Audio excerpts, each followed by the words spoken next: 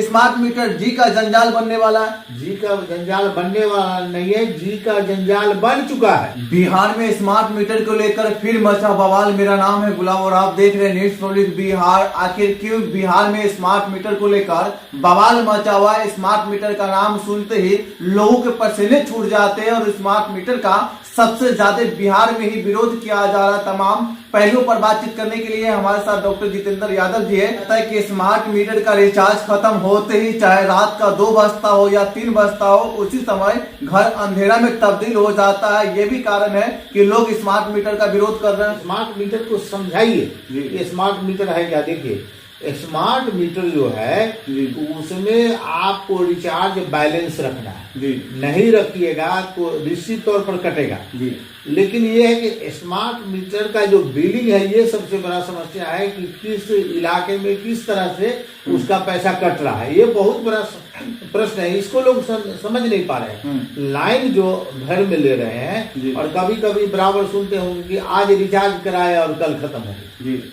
तो इसमें क्या है कि आपको मीटर का भाड़ा सरकार ले रही है, मीटर का पैसा ले रही है।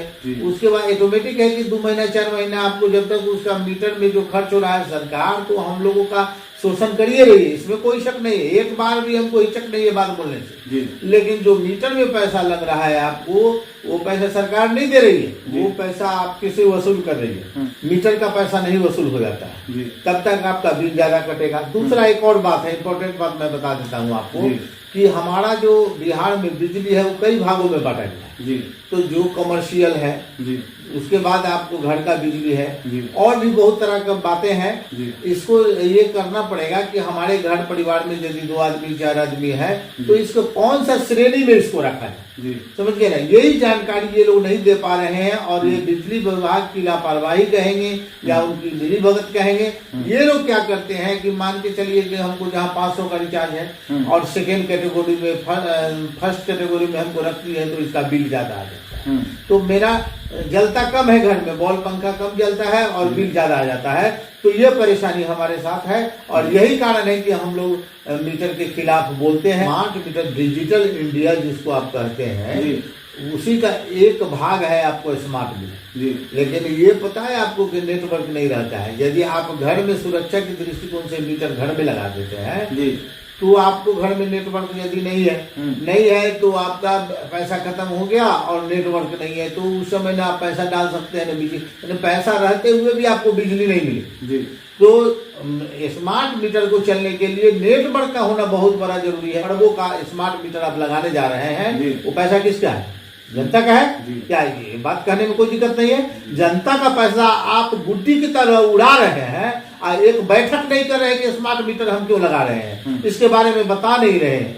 बताना चाहिए आपको आगे। ग्रामीण क्षेत्र में जिन लोगों को स्मार्टफोन चलाने का नॉलेज तक नहीं है, जिसे स्मार्टफोन चलाने नहीं आता है, ऐसे लोगों को रिचार्ज करना काफी महंगा पड़ने वाला है। उन लोगों के लिए स्मार्ट मीटर जी का जंजाल बनने वाला है। जी का जंजाल बनने वाला नहीं है, जी का जंजाल बन चुका है समझिए ना। अब देखिए कि गरीब आदमी है, उसको रिचार्ज करने नहीं आता है और घर में 11 बजे रात में उसका बिजली का पैसा खत्म हो गया, कट गया, पूरा अंधकार में है। गांव के लोग किसान है, बगल में धान की खेत है, घास भूस है, गाछी बिरछी है, बहुत तरह का प्रॉब्लम है समझ गए ना। रात में सांप निकलता है। आज देखे हैं कि सुबह में मेरे घर के बगल में बहुत मोटा सांप निकला हुआ था। तो मेरा कहने का मतलब है 11 बजे रात में आपको रिचार्ज खत्म होगा। मे भी हो सकता है कि मेरे पास अकाउंट में बैलेंस नहीं है, मोबाइल का एक प्रश्न नहीं है, हजारों प्रश्न उठते हैं। बताइए कि स्मार्ट मीटर दे रहे थे, इससे हमको फायदा क्या है?